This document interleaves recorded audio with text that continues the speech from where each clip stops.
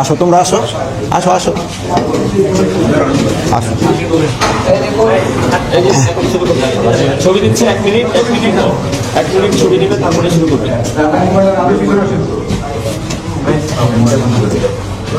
শুরু করবো? আপনারা রেডি? ছবি নিয়ে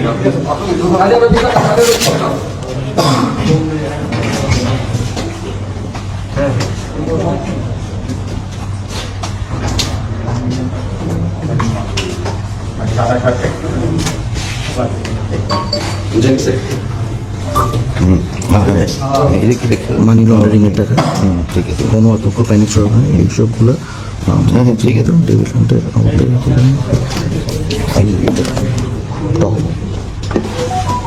রেডি হয়েছেন নি ভাই? আচ্ছা,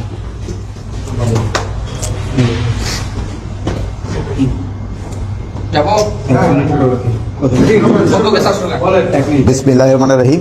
আপনাকে এত রাত্রে আমি দেখেছি, আপনারা অনেক কষ্ট করে এখানে আসছেন, এই জন্য আপনাদের ধন্যবাদ। আপনারা জানেন দেশে যে বিদ্যমান আইন শৃঙ্খলা পরিস্থিতি সম্বন্ধে আমরা পূর্ণ সজাগ এবং সচেতন। আপনারা জানেন যে আওয়ামী দোসররা তারা দেশকে অস্থিতিশীল করার জন্য সব ধরনের চেষ্টা করতেছে। যেহেতু তারা প্রচুর টাকা দেশ থেকে স্থানান্তর করেছে, ওই টাকা তারা এখন ব্যবহার করতেছে। এই টাকা ব্যবহার করে দেশকে একটা অস্থিতিশীল পরিস্থিতি করার চেষ্টা করতেছে। আমরা এইটা কোনো অবস্থায় করতে দিব না। আমরা যেভাবে হোক এটা প্রতিহত করব। দিনে রাত্রে যেখানে আমাদের বাহিনীর প্রয়োজন হবে তারা সেখানে যাবে এবং এটাকে প্রতিহত করবে। আপনারা জানেন, আমি আপনাদের সামনে দায়িত্বহীনভাবে বলতে চাচ্ছি, আমি এই আওয়ামী যারা এই কাজগুলি করতেছে তাদের আমি ঘুম হারাম করে দিব এবং তারা কোথাও কোনো স্থান পাবে না। দিনে রাতে যে জায়গায় হোক না কেন তাদের কোথাও কোনো স্থান হবে না। আরেকটা আমি আপনাদের কাছে দায়িত্বহীনভাবে বলতেছি যে আমার বাহিনীকে আমি ইনস্ট্রাকশন দিয়েছি, তারা তাদের টহল কার্যক্রম আরও বৃদ্ধি করবে। আগামীকাল থেকে যেন কোথাও কোনো কিছু না ঘটে এই জন্য তারা ব্যবস্থা নেবে।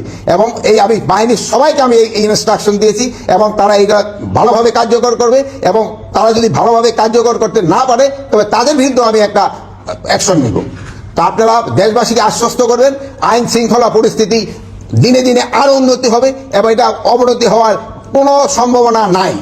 এবং দেশকে যারা অস্থিতিশীল করার চেষ্টা করতেছে তাদের কোনো অবস্থায় আমরা ছাড় দিব না। এই আওয়ামী দোসরদের আমরা কোনো অবস্থায় ছাড় দিব না। তাদের কাছে প্রচুর টাকা আছে, এই টাকা তারা বিভিন্ন জনের মধ্যে বিভিন্নভাবে ছড়াচ্ছে এবং দেশে একটা অস্থিতিশীল পরিস্থিতি চেষ্টা করতেছে, কিন্তু তারা কোনো অবস্থায় সাকসেস হবে না।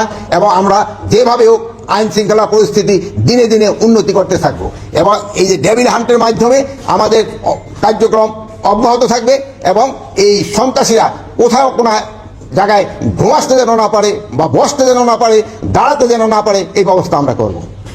মাননীয় উপদেষ্টা, আমাদের শেষ হয়েছে, আমরা প্রশ্ন করবো। হ্যাঁ, বলেন। আচ্ছা, আপনি জানেন কি আজকেও দুটি ছিনতাইয়ের ঘটনা ঘটেছে এবং একজনকে একেবারে ওপেন ভাবে 4টি গুলি করে তার থেকে 160 ভরি স্বর্ণ ছিনতাই করার ঘটনা ঘটেছে।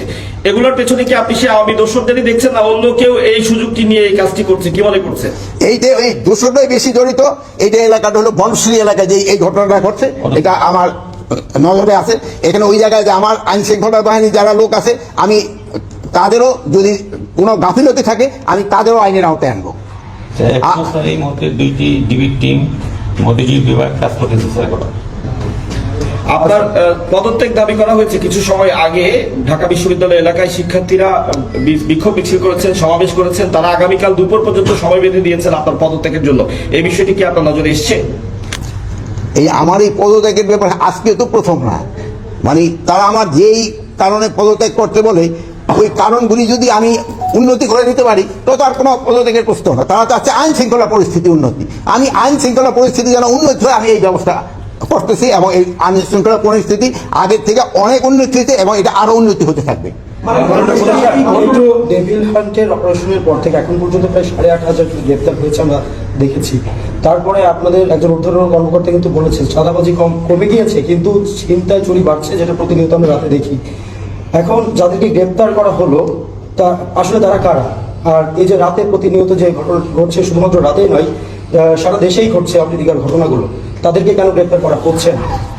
আপনি গ্রেপ্তার কিন্তু করা হচ্ছে, বা যে পরিমাণ গ্রেপ্তার করা উচিত হয়তো সেই পরিমাণ হয়তো হচ্ছে না। যেমন ধরেন এই বাসে ডাকাতির জন্য কিন্তু অলরেডি 3 জনকে কিন্তু সাভার থেকে গ্রেপ্তার করা হয়েছে, গ্রেপ্তার হচ্ছে এবং গ্রেপ্তার এটা চলতে থাকবে। মাননীয় উপদেষ্টা, আমরা প্রথমে আসলে সশস্ত্র বাহিনীকে আসলে যতটা সক্রিয় দেখেছি, এখন আসলে হয়তোবা ওই উপস্থিতিটা আসলে দেখতে পাচ্ছি না।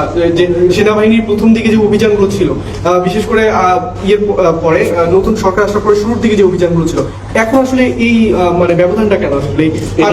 এটার সাথে একটু যোগ করতে চাই, রাজুকে যেটা উত্থাপন করা হয়েছে আপনার পদত্যাগের সাথে, বলা হচ্ছে যে সেনাবাহিনীর যে ম্যাজিস্ট্রেসি পাওয়ার দেওয়া হয়েছে সেটা কি মানে পুরোপুরি কাজ করছে কিনা তারা জানতে চেয়েছেন। আমরাও একটু জানতে চাই সেটা আসলে কাজ করছে কিনা, সেটা কিভাবে কাজ করছে, কোন স্তরে কাজ করছে। ম্যাজিস্ট্রেরি পাওয়ার তাদের যে ক্ষেত্রে দেওয়া হয়েছে ওটা ঠিকভাবেই কাজ করতেছে।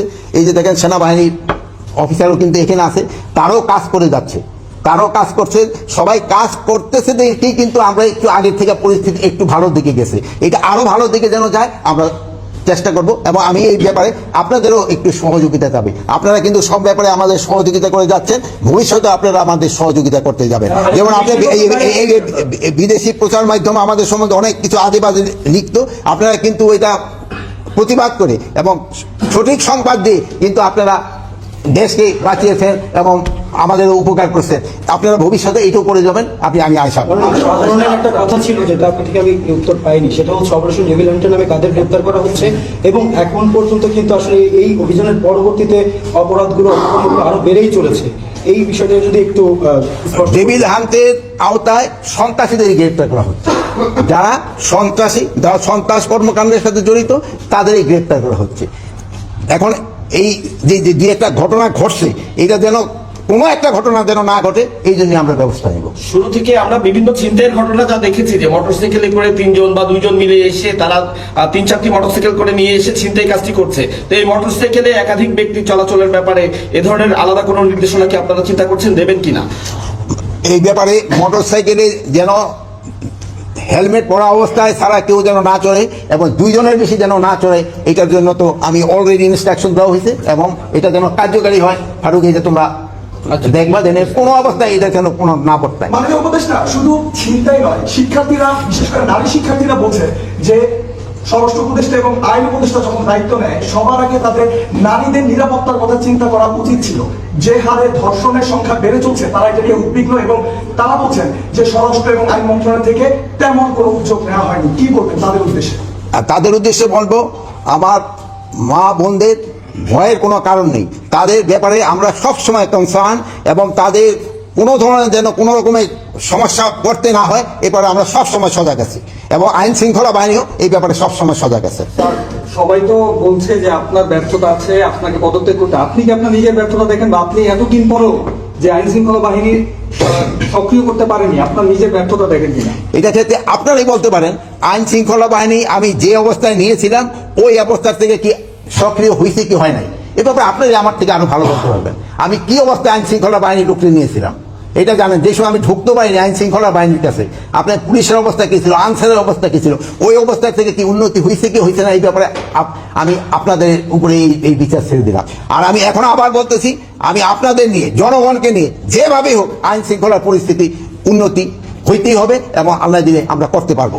আপনারা ভালো থাকেন, দোয়া করি। শুধু টেবিল হান্টের মধ্যে সীমাবদ্ধ থাকবে নাকি ছোট ছিনতাইকারীদের জন্য নতুন কোনো হান্ট আপনারা করবেন কিনা? চোর সন্ত্রাসী এদের জন্য সবসময় এই ডেভিল হান্ট থাক বা যাই থাক না কেন, তাদের জন্য কঠোর ব্যবস্থা সবসময় নেওয়া হবে। সবসময় বলা হচ্ছে যে আসলে আপনারা যথেষ্ট চেষ্টা করছেন আর কি দেশের আইন শৃঙ্খলা বাহিনীকে আসলে ঠিক করার জন্য, কিন্তু প্রতিনিয়ত যে ঘটনাগুলো ঘটছে, অবধি ছিল যে যারা এই খারাপ কাজগুলো করছে বা যারা ছিনতাই করছে তারা আসলে ভয় পাওয়ার কথা ছিল, কিন্তু তারা হচ্ছে প্রতিনিয়ত কিন্তু তারা সীমা লঙ্ঘন করে যাচ্ছে, প্রতিনিয়ত ঘটনা তীব্রতা বাড়ছে। তো আসলে কোথায় সমস্যাটা? আপনি নির্দেশ দিচ্ছেন কিন্তু সন্ত্রাসী দেখা যাচ্ছে প্রতিনিয়ত তাদের যে ইনসিডেন্ট ঘটেই যাচ্ছে, তাহলে কাজটা আসলে মিসিংটা কোথায়, ল্যাকিংটা কোথায়? এটার সাথে আমি একটু বলি, আপনি ডেভিল হান্টের অপারেশন ঘোষণা করার পর থেকেই অপরাধের প্রবণতা বাড়তে আছে। তো সেই ক্ষেত্রে আপনারা গাফিলতি কোথায় দেখছেন বা গ্যাপটা কোথায় দেখছেন, এই বিষয়টা আপনারা কি দেখছেন? দিনের পর দিন এটা চিন্তায় বাড়ছে, যে ডাকাতি বাড়ছে, এই ডেভিল না আমি এখন আমরা বসবো কুশল নির্ধারণ। এখন আবার বসতেছি। আপনারা দেখছেন যে আমি আইন শৃঙ্খলা বাহিনীর উদ্বোধন কর্মকর্তাদের আমি দেখেছি এবং এই ব্যাপারে আমি এখন কিভাবে কি করা যায় এটা এখন আমরা নির্ধারণ করব এবং আগামীকাল থেকে আপনারা দেখবেন একটা ডেফিনিট ইমপ্রুভমেন্ট। আপনারা ভালো থাকেন, দোয়া করি, আল্লাহ হাফেজ।